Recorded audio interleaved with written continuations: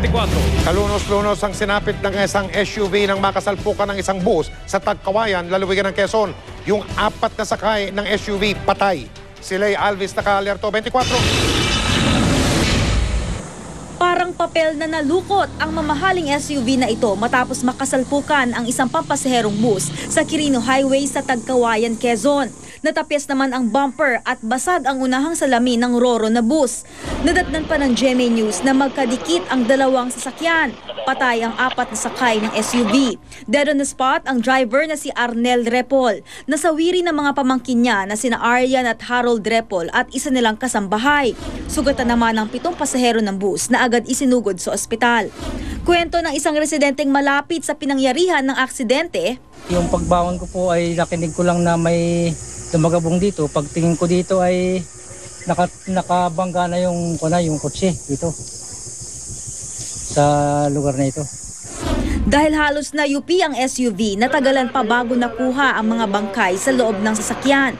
Base sa inilabas na report ng pulisya, bandang alas 10 ng gabi, patungo raw sana sa Masbate ang bus habang pamaynila naman ang SUV.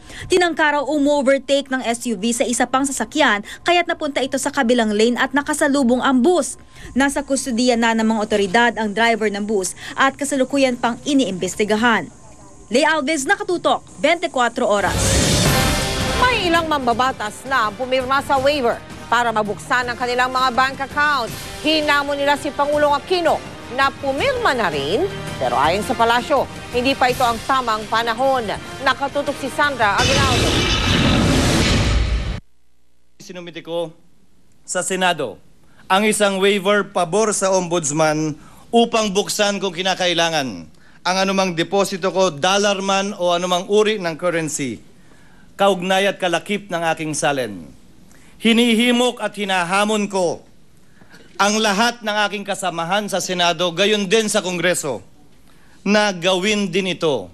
2 araw matapos ang guilty verdict ng impeachment court kay dating Chief Justice Renato Corona, patuloy na inaabangan kung sino pa sa mga mambabatas ang kakasasahamon na pumirma ng waiver para mabuksan ang kanilang mga bank account. Ang mga kinatawan sa Kongreso ng mga party list group, gaya ng Bayan Muna, Gabriela at Anak Pawis, pumirma na ng waiver na nagbibigay pahintulot sa Ombudsman na tingnan ang kanilang mga ari-arian at bank account. We feel it is our duty and moral obligation to set an example in complying with the constitutional mandate on public office as a public trust.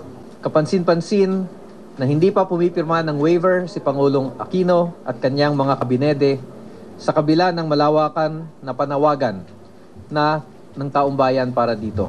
Isa si Casino sa mga sumuporta sa impeachment ni Corona na sa huling araw ng pagdinig ay pumirma rin ng unconditional waiver para sa kanyang mga bank account. Ngayon, hinamon naman ni Casino ang Pangulo at mga miyembro ng gabinete na pumirma na rin sa waiver. Ganito rin ang panawagan ng grupong Transparency and Accountability Network at ni Professor Prospero de Vera ng UP National College for Public Administration and Governance. Sana makita natin yung President Aquino to lead the way, along with Senate President Enrile, House Speaker Belmonte. Kung totoong sabi niya, kayo ang boss ko, pag sinabi ng boss na gawin mo, dapat gawin niya. Ang Malacanang, aminadong isa sa mga campaign promise ni Pangulong Aquino ang pagbubukas ng kanyang bank account. Pero hindi raw pipirma sa isang waiver ang Pangulo sa ngayon. The president does not have foreign currency deposits. This all came about because one man was on the stand, was being accused of something.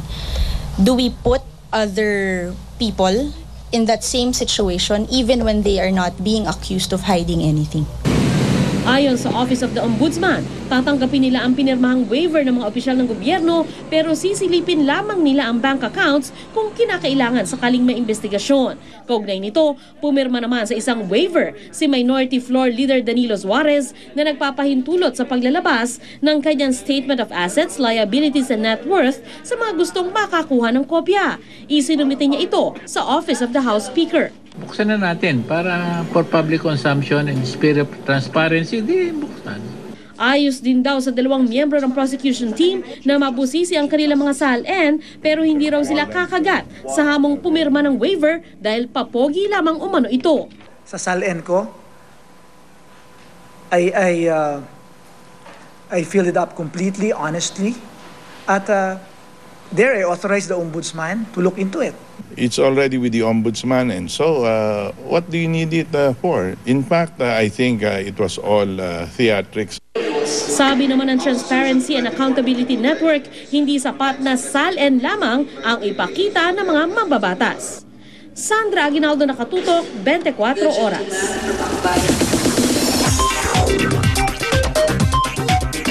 At sa ating Chika Minute ngayong gabi, nagbabalik po ang ating imported na kachika. Imported mula sa programang Unang Hirit tuwing umaga dito sa GMA. Siyempre, ang kapuso nating si Luan D. Luan.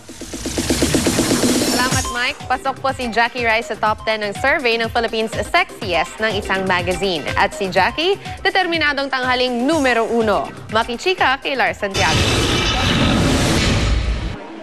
Hindi basta-basta susuko si Jackie Rice sa labanan ng Philippines Sexiest ng isang men's magazine.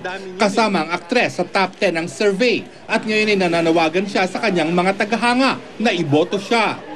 Handa rin daw siyang muling mag-post para sa cover ng magazine na ito. Bata pa ako, ayoko sayangin lahat ng opportunities na maganda. As long as hindi siya bastusin, as long as maganda naman ang feedback ng mga tao, as long as ikakaganda ng mundo. Kakaganda ng mundo, ikakaganda ng career ko. Bida si Jackie sa bagong soap sa afternoon prime ng GMA, ang Kasalanan Bang Ibigin Ka. Sa istorya ay iibigin siya ng magamang ginagampanan ng real-life father and son na sina Michael De Mesa at Jeff Eigenman. Sa story na to, abangan nila kung paano ko papaibigan sa Jaime and Jake, paano magkakagulo yung mundo na mag-ama dahil sa akin. Ito rin ang unang pagkakataon ng magkakatrabaho sa isang television project sina Michael at Jeff. At sa unang eksena nilang magkasama, hindi raw naiwasan ni Jeff na ma-conscious.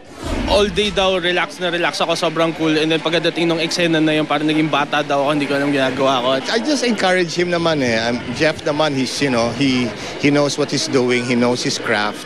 And Jeff has reached a level already na talagang maipagmamalaki mo na talaga. Mapapanood ang Kasalanan Bang Ibigin Ka simula sa Lunes pagkatapos ng Hiram na Puso. Lars Santiago, updated sa Showbiz Happening. Julian San Jose at Elmo Magalona magpapakilig sa kanilang balik-tambalan sa telebisyon. Ang detalye niyan at iba ko pang chika, maya-maya lang.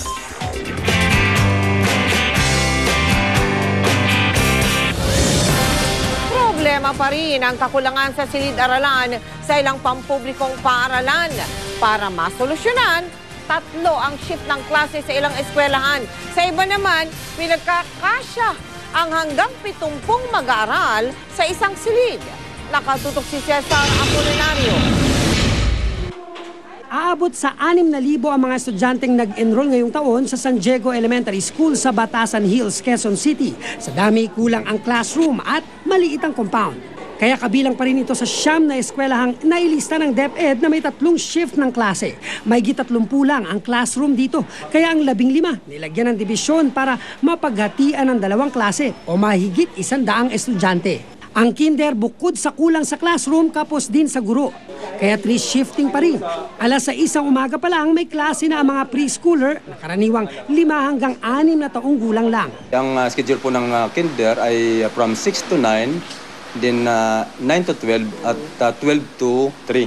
So pagdating po ng 3 ay umuwi na po. Ang problema po ay una ay kulang ng guro at yung rooms ay pwede naman din na gawin nating paraan. Sadya si Cecilia Muñoz Palma High School sa Payatas, kahit problema ang silid-aralan, hindi ginawang 3 shifting. Posible raw kasing umabot ng hanggang alas 11 ng gabi kung gagawin itong 3 shift ang klase. Delikado, maaring magkaroon ng mga sakuna. Maraming mga bata dito, bagaman sila'y taga-Payatas lahat, ay naglalakad lang pauwi. No, pagpasok at pag-uwi dahil una, walang pamasahe. Hinati na lang ang 18 malalaking kwarto para pagkasyahin ang 60 estudyante kada section. 70 estudyante naman ang isiniksik sa ibang kwarto kada section. Ang mga estudyanteng 18 pataas ang edad, inilagay sa alternative learning system. Paiiralin din ang home study program para sa mga working student at indigent o salat sa buhay. Kaya kahit maliit ang eskwelahan at kulang sa silid-aralan, napagkasya sa 2 shifting ang abot sa 7,000 estudyante. Cesar Apolinario, Nakatutok, 24 Oras. Susunod, babaeng natabunan ng buhos sa lindol sa bansang Italy na iligtas matapos ang mahigit 10 oras. Pilipina nahaharap sa bitay matapos mahulihan ng 1 kilong cocaine sa bansang Malaysia. Testigo sa kasong electoral sabotage laban kay dating Pangulong Gloria Arroyo nawawala. Ang isa pang testigo, umatras naman. Tutukan lahat ng yan dito sa 24 oras.